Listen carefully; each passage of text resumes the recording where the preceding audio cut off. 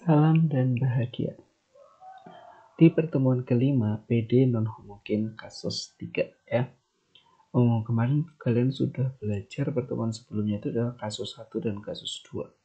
Dimana kalau kasus 1 kan misalkan kamu punya A, B, AX plus B plus C, DX dan seterusnya. Kalau kasus 1 kan A per P sama dengan B per Q sama dengan C per F. Kalau kasus 2, A per P sama dengan B per Q, nanti tidak sama dengan C per F.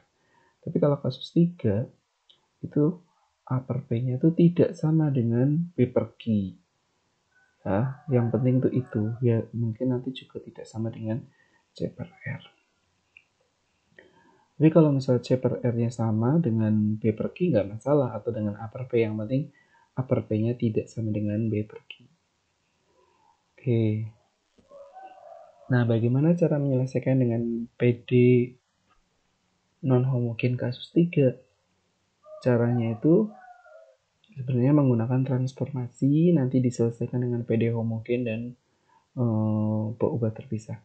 Kan kalau kasus 2 itu kan dia kemarin langsung diubah ke penyelesaiannya menggunakan PD berubah terpisah. Tapi kalau menggunakan PD non-homogen kasus 3, nanti penyelesaiannya menggunakan PD homogen gitu. Tapi ditransformasi dulu. Cara mentransformasinya itu adalah kita misalkan X sama dengan H dan Y sama dengan K itu sebagai solusi penyelesaian dari ini ya. Jadi X sama Y-nya langsung diganti dengan H sama K.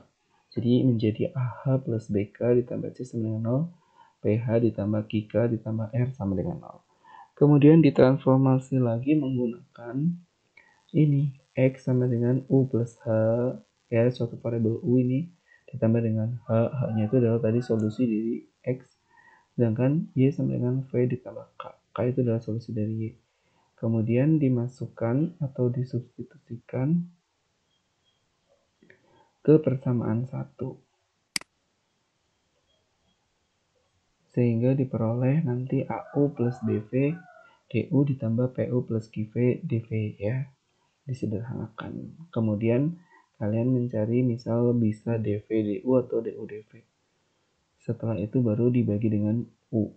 Sehingga menjadi DV, A min dari A plus B D U per V per U dibagi dengan P ditambah Q V per U.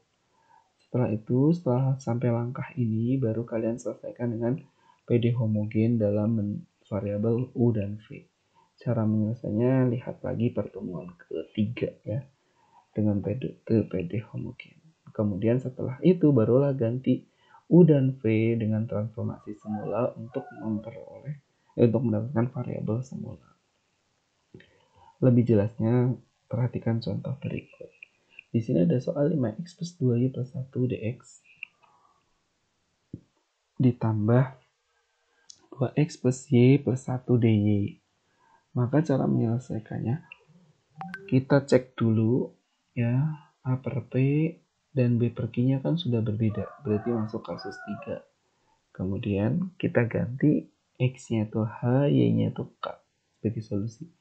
Ini dieliminasi.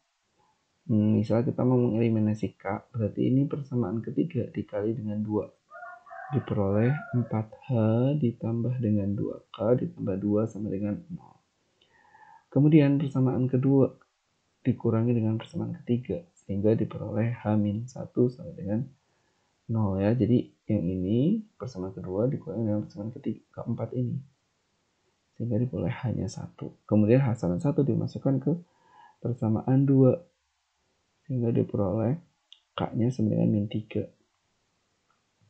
U itu kan tadi dimisalkan U plus X sama dengan U plus H. Berarti H-nya diganti 1, jadi U plus 1.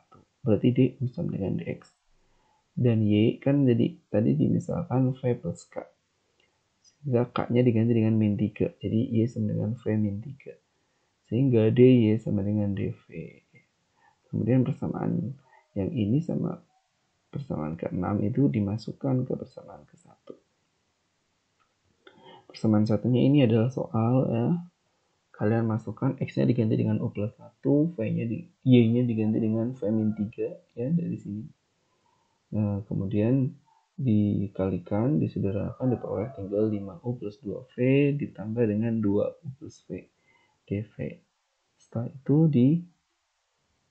dibuat dV per du. Nah, setelah langkah ini baru dikali dengan 1 per U per 1 per U. Sehingga diperoleh seperti ini.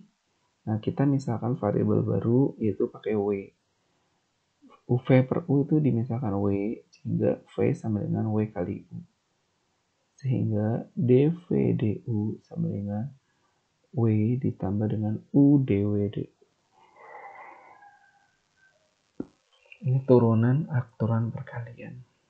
Kemudian dimasukkan ya dV du. Nah, itu kan W ditambah U dW du. Sedangkan tadi padahal dV du itu adalah ini min 2U ditambah 2V min 5 ditambah 2W dibagi dengan 2 ditambah W dari sini ya. Nah, ini.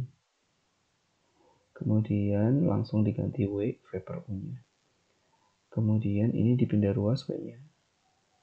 Nah, sehingga diperoleh itu disamakan penyebut.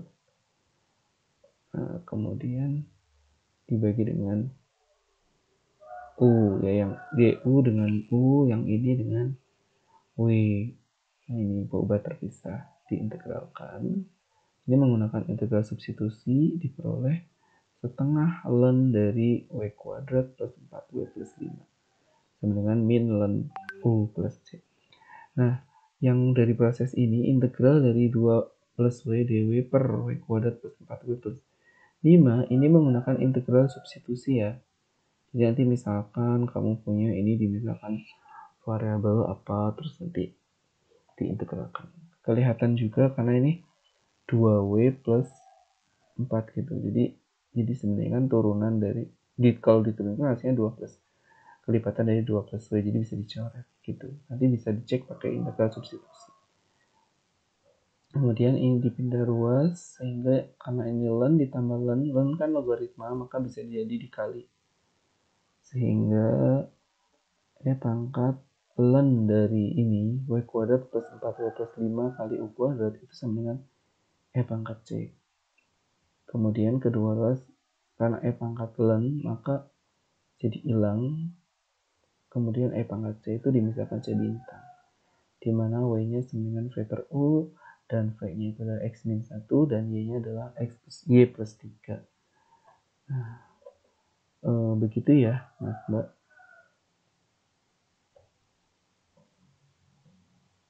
Salam.